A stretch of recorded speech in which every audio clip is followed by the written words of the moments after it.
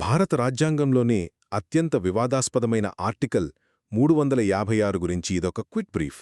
దీన్నే మనం రాష్ట్రపతి పాలన అంటే ప్రెసిడెంట్స్ రూల్ అని పిలుస్తాం.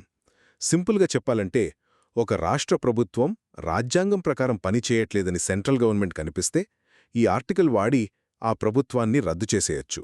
అందుకే దీని చుట్టూ ఎప్పుడు ఇంత పెద్ద పొలిటికల్ డిబేట్ జరుగుతోంది. సరే, మనం తెలుసుకోవాల్సిన మొదటి విషయమేంటంటే దీని ప్రభావం. ఒక రాష్ట్రంలో ప్రెసిడెంట్స్ రూల్ విధించగానే అక్కడ ఎన్నికైన ప్రభుత్వం రద్దయిపోతుంది. శాసనసభను సస్పెండ్ చేస్తారు. మొత్తం అడ్మినిస్ట్రేషన్ అంతా గవర్నర్ చేతుల్లోకి వెళ్ళిపోతుంది. ఆయన సెంట్రల్ గవర్నమెంట్ ప్రతినిధి అన్నమాట. ఇక్కడే అసలు ట్విస్ట్ ఉంది. రెండో విషయం, దీని దుర్వినియోగం. మన రాజ్యాంగ నిర్మాత డాక్టర్ అంబేడ్కర్ ఇది చాలా అరుదుగా వాడాల్సిన ఒక డెడ్ లెటర్ అని ఆశించారు. కాని జరిగింది వేరు. ఇది 100కు పైగా సార్లు వాడబడింది.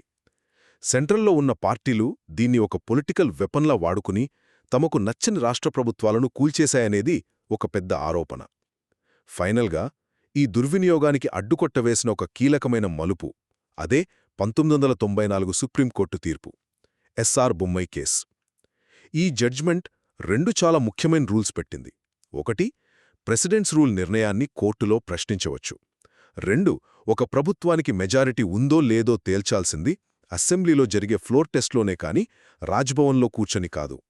సో ఆర్టికల్ 356 అనేది రాజ్యాంగాన్ని కాపాడే ఒక పవర్ఫుల్ టూల్ అయినా బొమ్మై కేసు తీర్పు రాష్ట్రాల హక్కులకు, మన ప్రజాస్వామ్యానికి ఒక రక్షణ కవచంలా నిలిచింది.